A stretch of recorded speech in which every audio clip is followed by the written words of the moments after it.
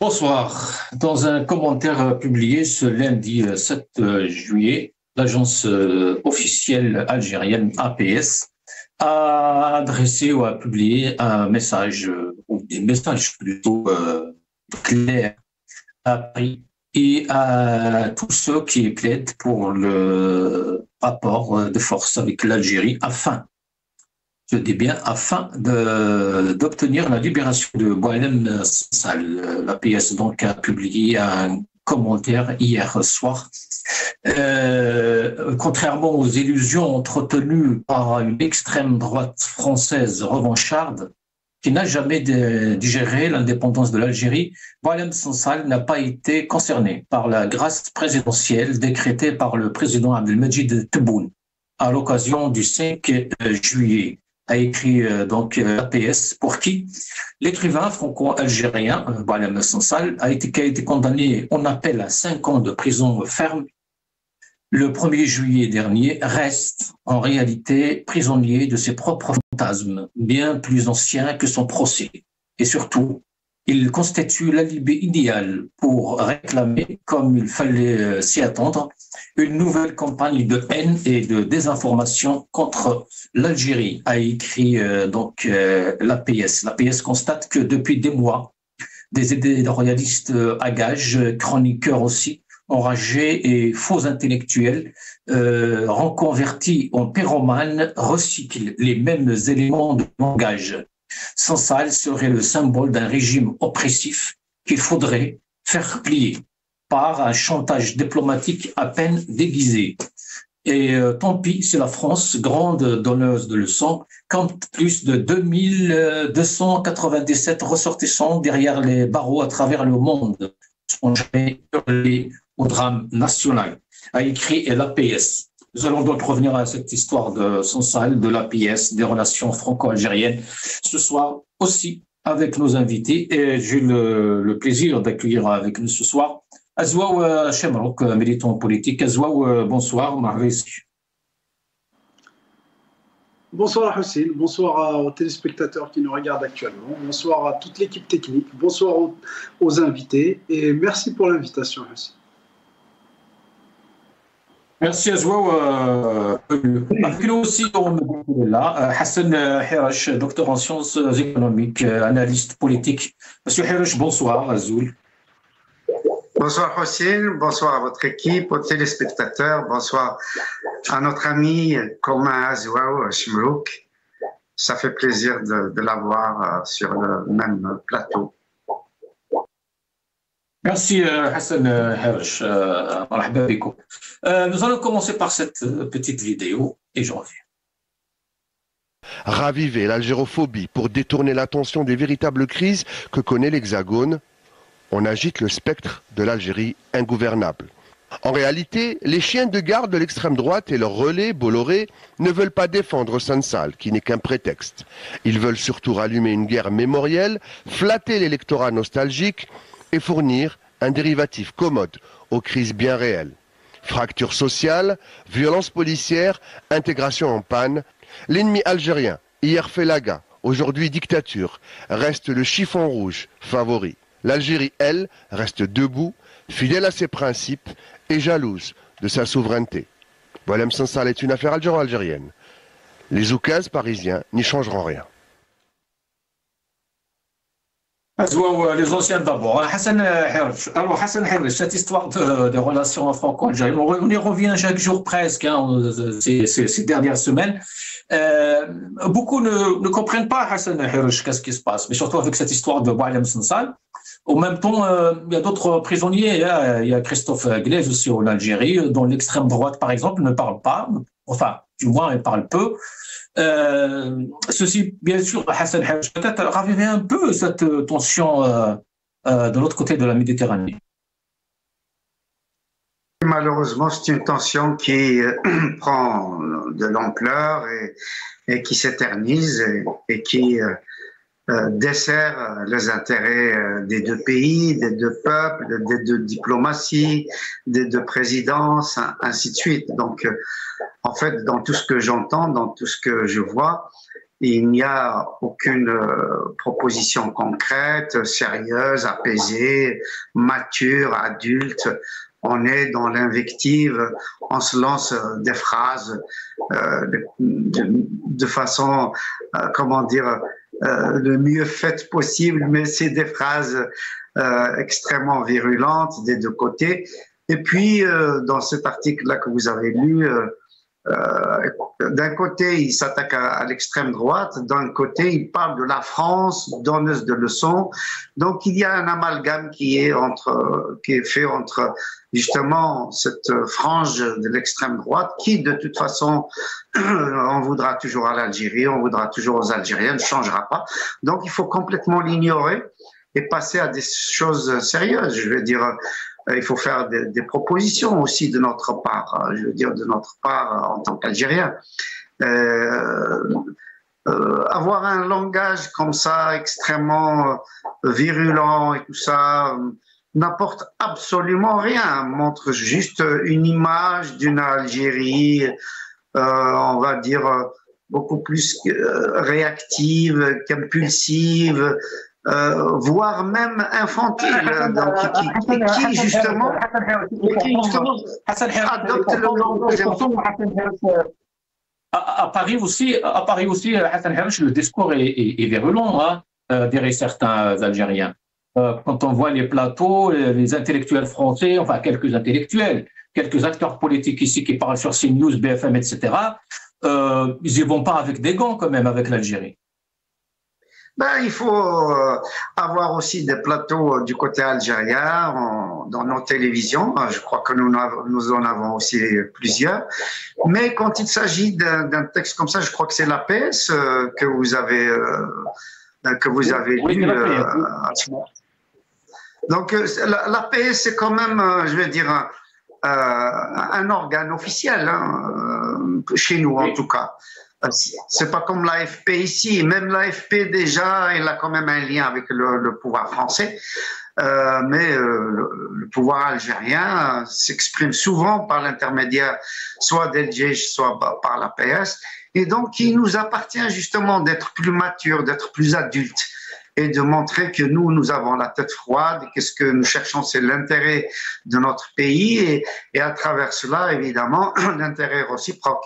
Donc, il va falloir vraiment repenser différemment les discours, dépasser même le discours, ces discours virulents, en mettant ensemble des universitaires, des chefs d'entreprise, des chercheurs, des syndicalistes, etc. Il faudrait qu'il y ait d'autres franges. Pardon ? En même temps, Hassan Hirsch, la pièce où le pouvoir algérien ne s'adresse pas directement à Macron, à la France officielle. Cette fois-ci, on s'adresse à Bolloré, aux télévisions, au plateau. Donc, comment ce rapport, justement ? C'est vrai qu'il mérite quand même de recevoir, comment dire, un certain nombre de nos positions et qui montrent bien que nous ne sommes pas contents de ce qui se passe sur les plateaux des télévisions françaises. Mais on peut le faire par l'intermédiaire de nos journalistes sur nos plateaux. On peut le faire sur un certain nombre d'influenceurs qui sont aussi bien en Algérie qu'en France, etc. Mais éviter les canaux officiels et trouver aussi d'autres façons de parler, d'autres interlocuteurs, montrer que de notre côté, justement du côté algérien, on est plutôt, encore une fois, mature et qu'on veut sortir justement de cette situation qui ne sert absolument à rien, qui nous conduit plus vers des enfantillages mortifères qu'autre chose. Qu'est-ce que ça apporte à l'Algérie d'avoir ce genre de discours? C'est là la question. Et on sait effectivement qu'en France, il y a une frange proche de l'ancienne OAS, une OAS qui est toujours en vigueur, et on sait que cette OAS-là a été mise en place par la droite française et puis par le Mossad. Moi, j'étais absolument surpris quand j'ai découvert il y a quelques années, par l'intermédiaire d'un historien israélien, Yvonné de Noël, qui, dans un livre d'histoire, a affirmé effectivement que le Mossad avait participé aux actions de l'OAS et à l'émergence de l'OAS. Donc on est dans la même configuration de ce côté-là. Il faut être vigilant, il faut que nos services de contre-espionnage évidemment soient absolument vigilants, et il y a des mesures à prendre, mais il y a aussi une main tendue qui doit être vraiment toujours maintenue et chercher des voies et des moyens, y compris, par exemple, chercher des intermédiaires, avoir des projets, par exemple, algéro-franco-italien ou algéro-franco-espagnol, ainsi de suite, de façon à détourner justement la voie qui est prise en ce moment en otage par cette frange. Et je vois là, par exemple, Driancourt, c'est un de ceux qui ont été à l'origine de la crise actuelle. Normalement, Driancourt, revenu d'Algérie, il devait participer à apaiser justement les relations entre l'Algérie et la France, etc. Mais on voit bien qu'il sert des intérêts qui ne servent ni la France ni l'Algérie, et qu'il sert plutôt l'extrême droite, et il ne joue pas le rôle de diplomate qu'il devrait jouer. Et donc, il faut trouver de notre côté des acteurs qui peuvent jouer un rôle positif. Je pense à des universitaires, je pense à des chefs d'entreprise, je pense à des syndicalistes, je pense à des jeunes, je pense à des associations, ainsi de suite. Je crois qu'il faut montrer que nous sommes plus créatifs et que nous sommes plus adultes. Merci Hassan. Restez avec nous. Regardons cette petite vidéo, toujours sur la paix. Depuis des mois, éditorialiste à gages, chroniqueur enragé et faux intellectuel reconverti en pyromane recycle les mêmes éléments de langage. Sansal serait le symbole d'un régime oppressif qu'il faudrait faire plier par un chantage diplomatique à peine déguisé. Et tant pis si la France, grande donneuse de leçons, compte plus de 2297 ressortissants derrière les barreaux à travers le monde sans jamais hurler au drame national. Mais l'Algérie, elle, doit plier, parce qu'elle ose juger sur son sol et selon ses lois un citoyen algérien de naissance, formé par ses universités, employé par ses institutions et retraité comme cadre supérieur de l'État. Boualem Sansal n'est pas un otage. Il a été jugé pour un délit relevant de l'ordre interne lié à l'unité nationale. On y lit encore, derrière l'affaire Sansal, c'est une stratégie bien préparée qui se révèle au grand jour, raviver l'algérophobie pour détourner l'attention des véritables crises que connaît l'Hexagone. On agite le spectre de l'Algérie ingouvernable, où on recycle la nostalgie de l'Algérie française. On ressuscite aussi l'OAS à travers éditoriaux, tribunes de plateaux télévisés.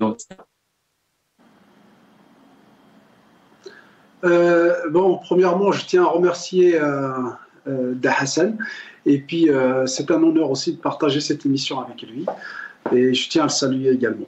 Maintenant, pour ce qui concerne ma réponse à Hussein, c'est que on va pas se mentir, parce que moi je vais essayer si tu veux, d'attaquer ce problème d'un point de vue d'un militant algérien, d'un opposant algérien. Ce qui se passe ici en France, si vous voulez, ça m'importe peu, entre guillemets.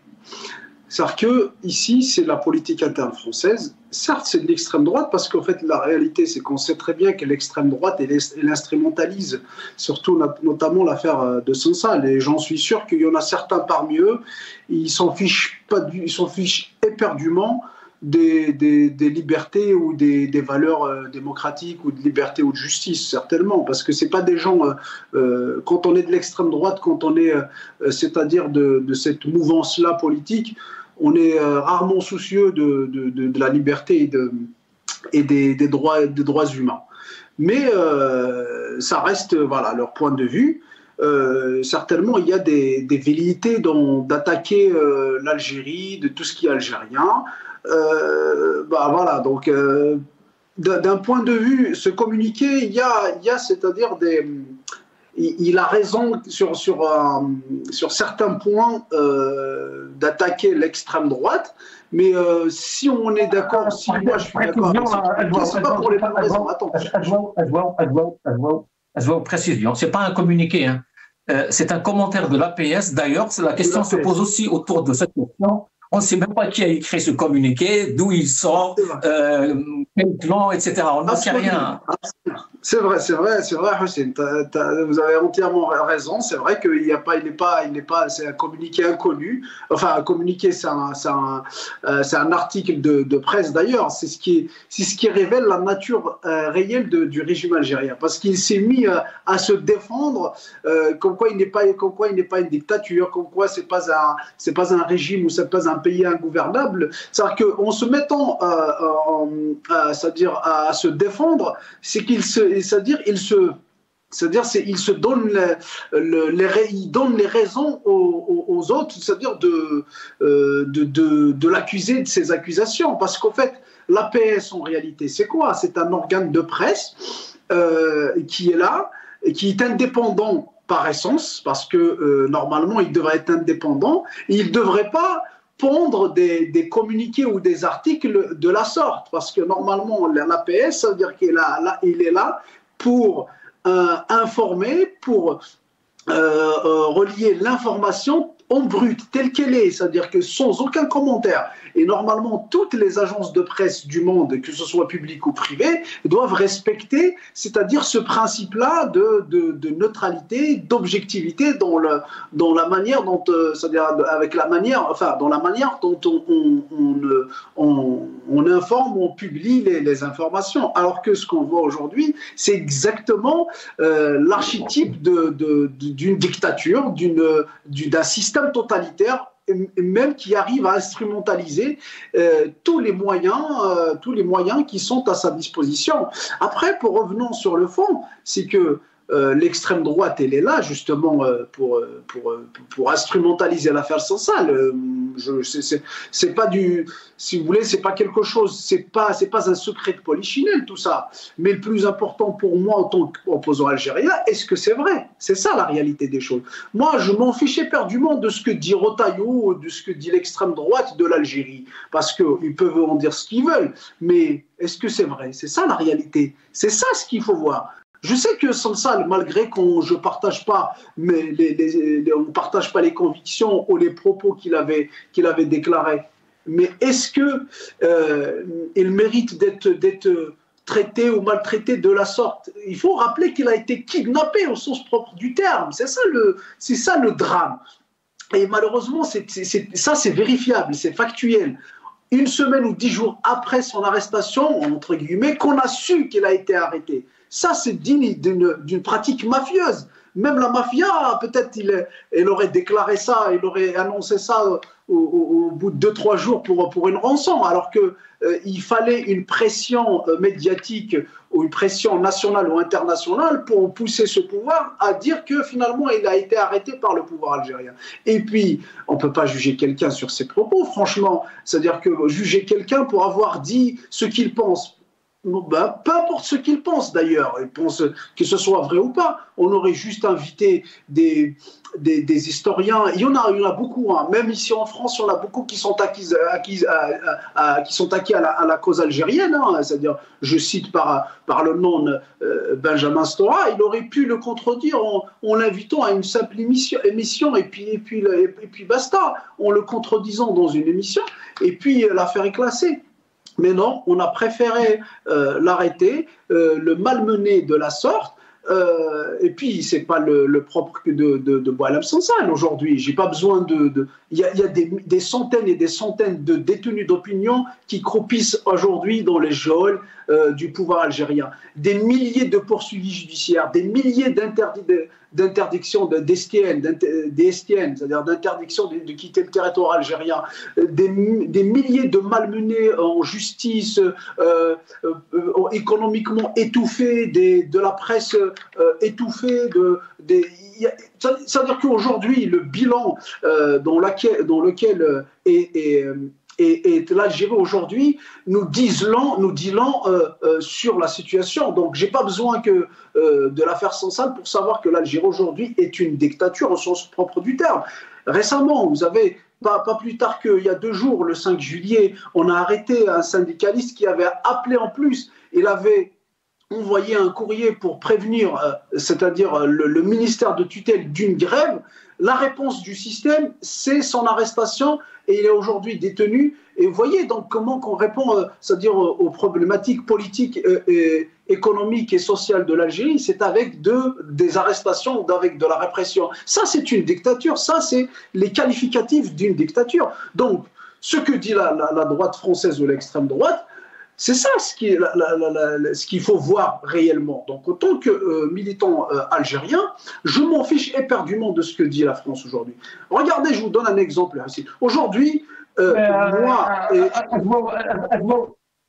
justement, le commentaire de la pièce vient en réponse à ce qui a été dit sur les plateaux de télévision françaises. Nous allons écouter, par exemple, d'ailleurs, beaucoup avancent l'idée que tout ce commentaire, justement, c'est pour répondre à ce député. On ne peut pas ne pas voir qu'effectivement, le régime algérien, quand il fête son indépendance, ne fait rien d'autre, en fait, que d'insulter la France. En tout cas, d'insulter les dirigeants français qui osent enfin parler clair sur la manière dont ce régime... Fêter l'indépendance, c'est presque provoquer la France. C'est des propos qui ont suscité polémique, même en Algérie, dans la presse algérienne. Vous savez, Hussein, il faut le savoir, c'est vrai que ce phénomène s'est accentué d'après 2019 parce que le pouvoir il est à la recherche d'une légitimité dont il manque cruellement.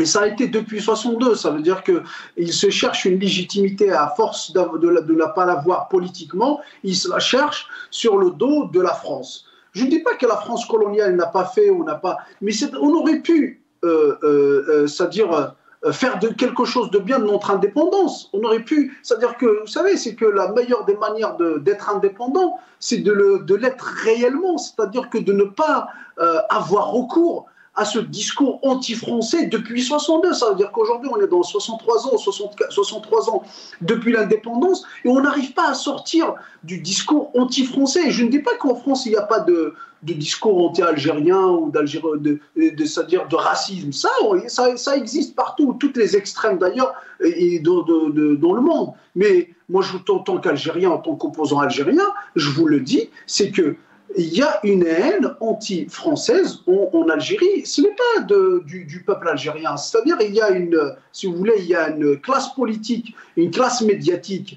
qui attise cette haine parce que le pouvoir n'arrive pas c'est-à-dire à justifier ses échecs, et justement pour c'est-à-dire occulter ses échecs politiques, sociaux, économiques, il doit, c'est-à-dire se pencher, ou il doit, si vous voulez,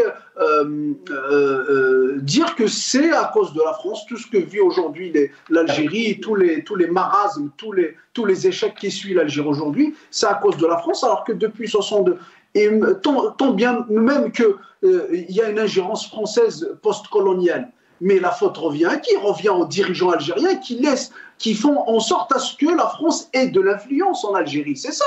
Moi, je ne reproche pas aux Français ou aux Américains d'avoir de l'influence dans d'autres pays. Moi, je reproche aux Algériens, c'est-à-dire d'avoir donné cette occasion, cette possibilité-là aux étrangers d'avoir de l'influence. Et pourquoi ils ont de l'influence? Parce qu'en fait, il y a une illégitimité politique de la part des dirigeants. Donc, en fait, les dirigeants à défaut d'avoir une légitimité politique et démocratique par le biais de leur peuple, ils se la cherchent à l'étranger. Et à l'étranger, les étrangers, vous savez, c'est que s'ils vous donnent une légitimité, s'ils vous reconnaissent, il doit y avoir une contrepartie. La contrepartie, c'est justement des faveurs économiques, sociales et politiques en faveur de ces pays-là. Donc c'est ça. En fait, il ne faut pas qu'on se mente de dire que oui, l'extrême droite et ceci, cela, mais ce qui importe, c'est-à-dire que le devoir aujourd'hui nous exige à ce qu'on regarde la réalité en face. Et la réalité, elle est là. Aujourd'hui, on est tous là. Nous sommes tous des exilés. Les trois, que vous soyez Hussein, vous ou moi-même ou Hassan, nous sommes tous des exilés. On est obligé d'assurer des émissions à travers des satellites de la France, vous voyez. Donc, vous voyez à peu près on est arrivé, on aurait souhaité, c'est-à-dire animer et assurer cette émission d'Alger ou je ne sais pas, de notre wilaya de l'Algérie. Mais aujourd'hui, la réalité elle est là. C'est qui le pays qui nous offre aujourd'hui cette liberté cette liberté d'assurer cette émission? Ce n'est pas l'Algérie. Vous savez tous, Hussein, notamment vous, Hussein, les déboires que vous avez vécu avec la chaîne Maghrébien à cause du pouvoir algérien. Donc, il ne faut pas qu'on se mente. C'est pas parce que je ne défends pas, parce que là, je vais me faire passer pour un défenseur de l'extrême droite. Dieu sait combien je combats les extrêmes dans tous les côtés, que ce soit en Algérie, que ce soit en France, parce que je sais que l'extrémisme, il est né de la bêtise humaine. Peu importe l'idéologie, qu'elle soit une idéologie islamiste, une idéologie raciste, une idéologie, je ne sais pas moi, néocolonialiste, l'extrémisme est né de la bêtise humaine. Et je le combattrai toujours, que ce soit ici en France ou en Algérie. Mais il ne faut pas qu'on se monte. Aujourd'hui, nous, en tant qu'Algériens, notre problème, c'est la dictature algérienne. Après, si ici en France, c'est vrai, il y a des problèmes liés à la société française, mais nous, en tant qu'Algériens, on aurait pu éviter tout ça en restant en Algérie. Mais comment rester en Algérie en ayant une Algérie libre et démocratique? Vous voyez, on aurait pu défendre l'Algérie contre l'extrême droite française.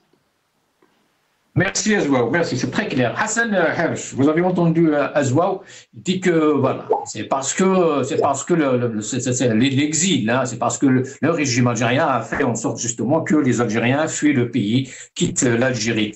En même temps, Hassan Hersh, nous allons regarder cette petite vidéo et je crois qu'il ne faut pas attendre grand-chose. Et je l'ai souvent dit ici notamment, je crois qu'il ne faut pas... On attendait le 24 juin, puis on attendait le 3 juillet, puis le 5 juillet, une grâce présidentielle. Maintenant, on va attendre le 9 juillet, nous dit-on, qui est la date où il y aura l'expiration du pourvoi en cassation.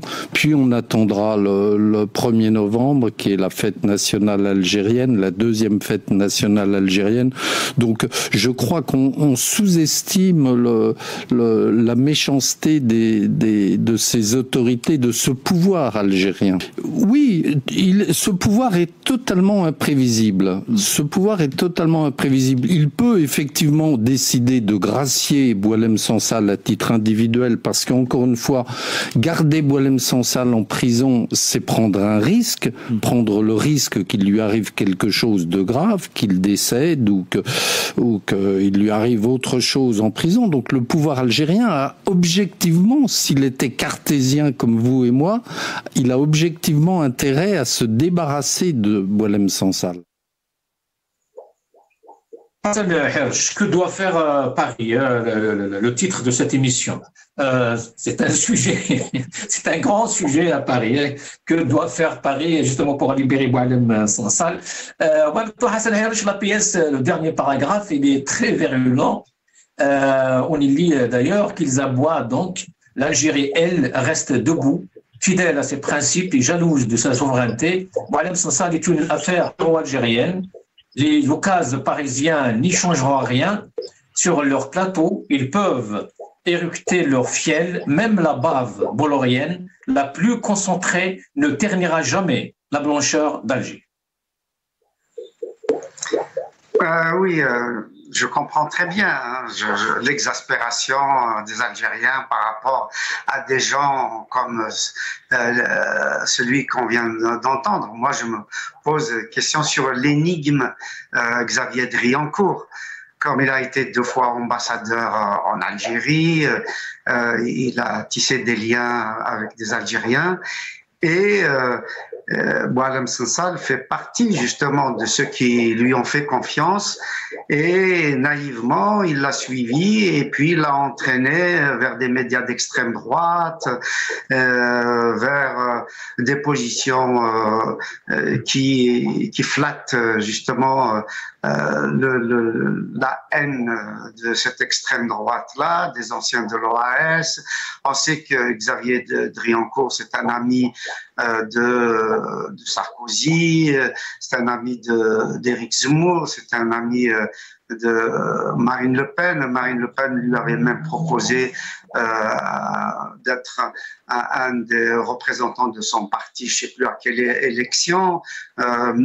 Donc, il y a évidemment toute une réalité que la PS dénonce avec, comment dire, raison, mais je crois que la méthode n'est pas la bonne parce que est-ce que cette méthode-là peut apporter quelque chose?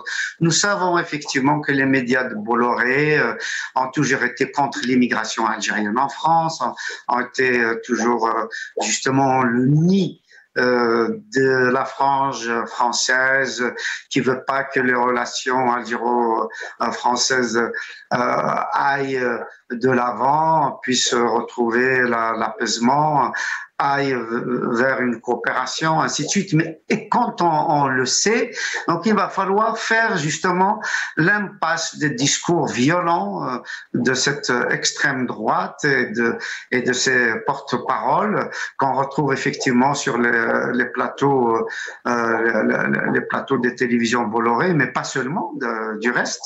Maintenant, l'ensemble de la presse française s'y met, y compris la presse qu'on croyait plus ou moins neutre, plus ou moins qui a une tête froide, etc. Donc, de plus en plus cette tension dure, plus malheureusement la frange anti-algérienne s'élargit. Donc, il va falloir plutôt protéger nos intérêts et non pas répondre à des excités de ce genre.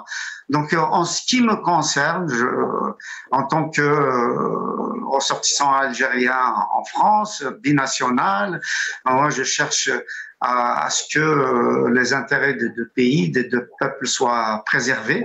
Je cherche à ce qu'il y ait une médiation, une négociation, qu'on arrive vers un terrain neutre, qu'on recherche plutôt une coopération, plutôt qu'un climat de vindicte. Je pense que il y a autre chose à faire. Et de mon point de vue, d'ailleurs, ça a commencé avec le rapport Stora qui a accouché d'une souris et qui n'a pas été justement dans l'intérêt des 2 pays. On aurait dû mettre sur place non pas une commission d'historiens, parce que l'histoire, ça conduit justement à ce genre de tension, parce que c'est une période extrêmement difficile. Il y a eu des crimes contre l'humanité, des crimes de guerre, il y a eu des tortures, ainsi de suite. Et donc, il aurait fallu au contraire des commissions d'économistes, des commissions de psychologues, de syndicalistes, d'émigrés, qui puissent, de spécialistes de l'immigration, qui puissent justement discuter sur les perspectives, sur qu'est-ce que nous pouvons faire ensemble, comment dépolluer ensemble la Méditerranée, comment transférer des technologies pour dépolluer ensemble le Sahara algérien, où ont eu lieu des essais nucléaires pour la bombe française et pour la bombe israélienne également. Parce que ça aussi, il faut en parler, parce qu'on a vu que il n'y a jamais eu d'essais nucléaires en Israël. Où est-ce que 100 ou 200 ogives nucléaires israéliens ont été testés. Ce n'est nulle part ailleurs qu'en Algérie, donc il va falloir déterrer tout ça et comment dire, chiffrer tout ça. Moi, je suis contre la position d'Abdelmajid Tebboune qui dit on ne demande pas de l'argent. Si, on demande de l'argent. Aujourd'hui encore, l'Allemagne et la France payent pour les familles juives qui ont subi ce qu'elles ont subi pendant la Seconde Guerre mondiale. Et les Algériens ont subi aussi justement des pogroms, ont subi des déportations, ont subi des crimes contre l'humanité, ont subi des chambres à gaz avec les enfumades et ainsi de suite. Il faut chiffrer tout ça. Pendant la période de répression contre la révolte de Kabylie de 1871, il y a eu des séquestres, il y a eu des déportations, il y a eu des assassinats de masse. Et tout ça se chiffre. Eux, ils ont chiffré quand ils nous ont fait payer justement notre révolte. Et c'est ça qui doit être justement discuté avec des commissions d'économistes, d'experts comptables, d'experts de toutes sortes, aller de l'avant de façon adulte, avec des faits, des dossiers. Il va falloir créer en Algérie, dans les universités algériennes, des laboratoires de recherche, justement sur tous ces crimes, sur tous ces besoins de réparation. Et là, nous, on est dans l'idéologie, on est dans la vindicte, etc. On ne travaille pas suffisamment. Hassan Hersh, puisqu'on parlait de la vindicte, justement, de danger. L'autre son de cloche, justement, ici en France, il n'est pas le bienvenu aussi. Hein. Nous avons vu comment est traité, par exemple, Rima Hassan. On a même menacé, justement, de la déchoir de sa nationalité, rien que tout simplement parce qu'elle a défendu la position de l'Algérie. Enfin, nous allons l'écouter aujourd'hui, justement, au Parlement européen. Je reviens.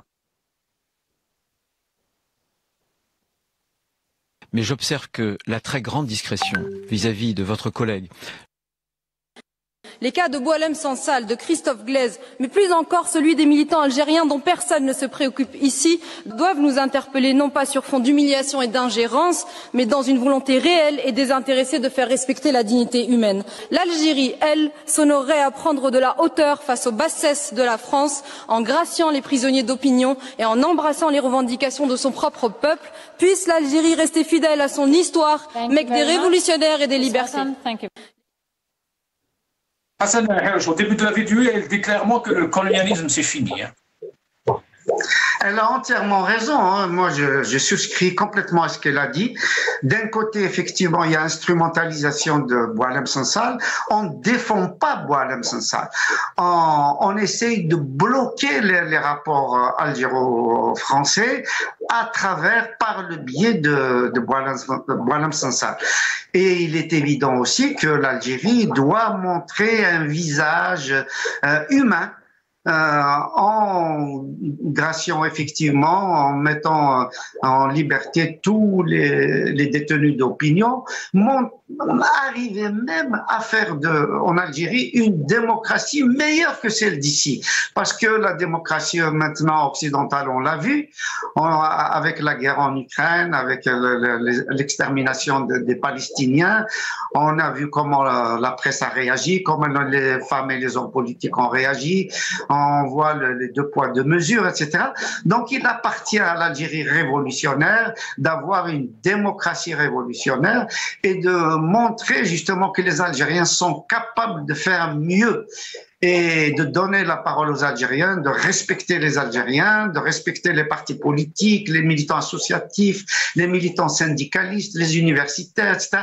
Aller vers ça. Je crois que l'Algérie doit donner une leçon justement aussi bien aux monarchies qui nous sont hostiles aux pays occidentaux qui nous sont plus ou moins hostiles, du moins certaines franges qui sont dans les pays occidentaux et qui nous sont hostiles.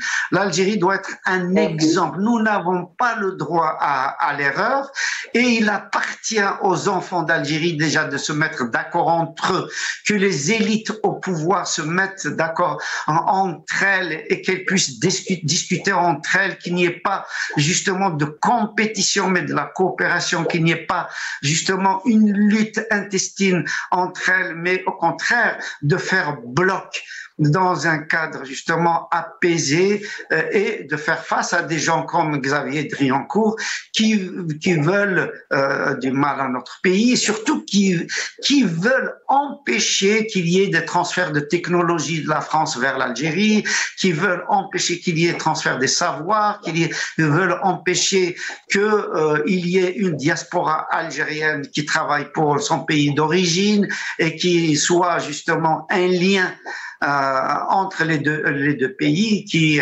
aillent de l'avant. Moi, je pense qu'il faut réfléchir à tout ça. En Algérie, il n'y a pas un savoir académique autour de l'immigration et c'est complètement dommageable. Il faut qu'il y ait des centres de recherche concernant l'immigration. Il y a énormément de progrès à faire dans ce sens-là.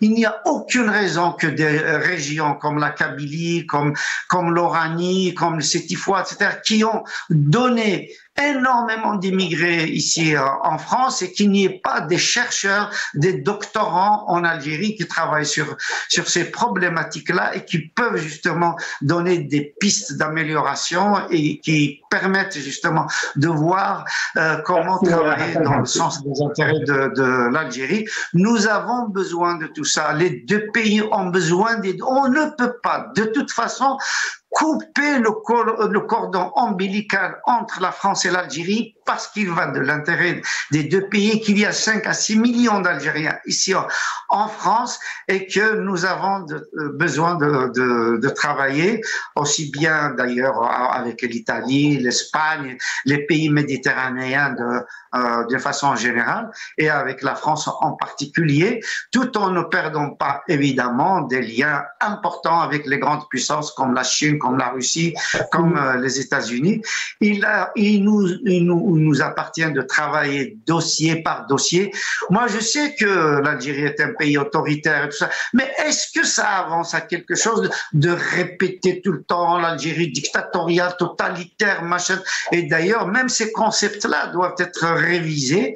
Il y a en Algérie des points, effectivement, qui touchent, qui relèvent de la dictature, mais il y a aussi des points, et c'est réel, qui sont proches aussi des systèmes démocratiques. Donc, il nous appartient d'encourager la frange démocratique, aussi bien dans l'opposition que dans les institutions, et d'appeler justement à la raison. Notre rôle, nous, en tout cas, en tant qu'observateurs, est de susciter l'intérêt pour la démocratie et de montrer aux Algériens que la démocratie est un soft power et que nous devons être mieux que les monarchies et que nous pouvons battre justement les discours monarchistes.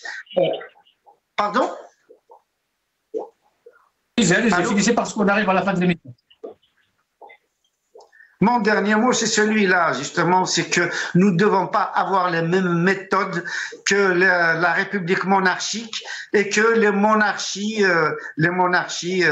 sultanesques qui, justement, nous sont hostiles. Nous devons avoir un comportement d'adulte et de sortir de l'orgueil national pour aller vers l'intérêt national. Merci.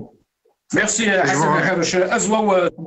Vous avez entendu Hassan Harouche qui dit clairement que l'espoir est permis, que rien n'est trop tard pour améliorer les choses.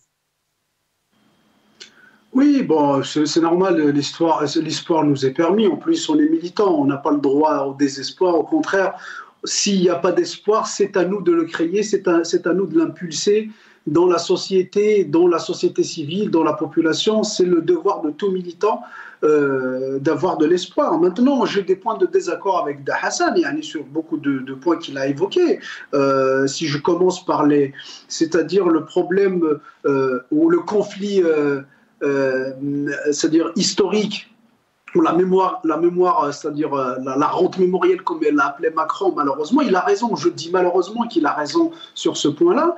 C'est-à-dire que c'est un prétexte en réalité, parce qu'en fait, si vous voulez, pour un peuple, pour réussir c'est-à-dire pour la meilleure repentance qu'on peut demander à son ancien colonisateur, la meilleure reconnaissance qu'on puisse demander, c'est de réussir son indépendance. Or que nous l'avons pas réussi, notre indépendance, parce que on aurait pu réussir notre indépendance, on aurait pu, c'est-à-dire que sur tous les plans politiques, économiques et sociaux, on n'aurait pas aujourd'hui besoin de la France, par exemple. Mais aujourd'hui, on a des millions d'Algériens qui viennent en France et qui vivent en France, et des milliers, des centaines de milliers d'Algériens qui arrivent en France tous les ans. Et ça, c'est un échec de notre indépendance, malheureusement. Parce que tous les vailleux chouhada qui ont tout le combat des chouhada, malheureusement, aujourd'hui, je ne dis pas qu'il est en vain.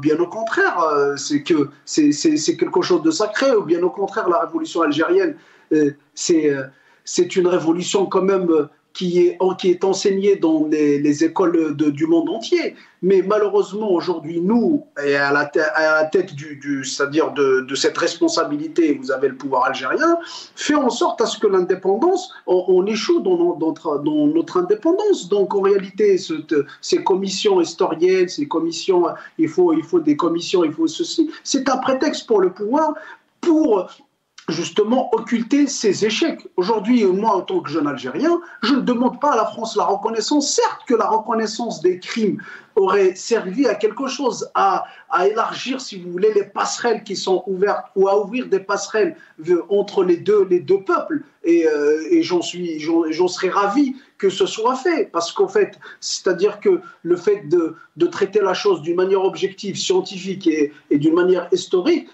ça contribuerait à ce que c'est-à-dire les passerelles s'ouvrent, à ce que les amitiés naissent entre le peuple algérien et le peuple français. Et en plus, on fait partie d'un même bassin naturel, c'est-à-dire le bassin méditerranéen. Donc tout ça, on est preneur. Mais pour moi, je sais que le pouvoir algérien, il trouve ça comme prétexte. Et puis, il a parlé vous avez posé la question de Rima Hassan. Moi, je vois dans son discours un revirement à 190 degrés. Parce que Rima Hassan, quand elle a été à Alger, il avait dit que l'Algérie est une mecque des libertés et des démocraties, alors qu'elle savait très très bien pertinemment ce qui se passait dans les prisons, sur la scène politique algérienne. Elle savait pertinemment qu'il y avait des centaines et des centaines de détenus. Donc en réalité, Rima Hassan, elle était là pour servir sa cause, c'est-à-dire initiale, qui était la cause palestinienne, ce qui est noble, bien évidemment, parce que ce qui se passe avec le peuple, notamment le peuple razaoui, est inacceptable et est abominable. Ce que fait Netanyahou, et je trouve noble qu'elle défende sa cause, c'est-à-dire la cause de son pays d'origine, mais pas au détriment des Algériens, parce que moi qui suis algérien, je vais pas laisser ces choses-là passer.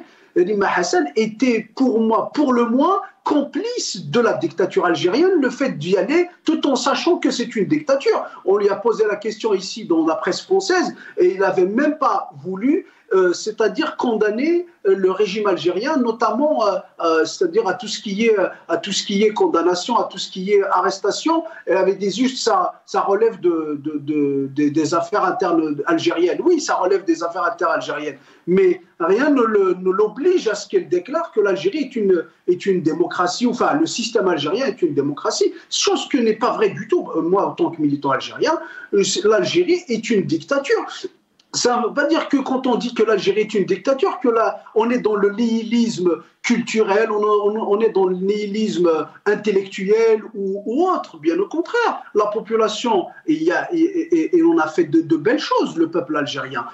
Ça ne veut pas dire que, puisque son système est un système militaire dictatorial, que sa population, elle doit l'être aussi. Non, le peuple dépasse largement ses dirigeants. Donc, moi, je dis, et je le redis, que l'Algérie est une dictature militaire, mais son peuple est un grand peuple, un peu comme tous les peuples du monde, capable de faire de belles choses, et j'en suis sûr qu'il en fera de très belles choses, comme elle l'a fait en 2019. Parce que c'est grâce au 2019, c'est grâce au sens des responsabilités du peuple algérien que aujourd'hui le pays, ce n'est pas grâce aux dirigeants militaires.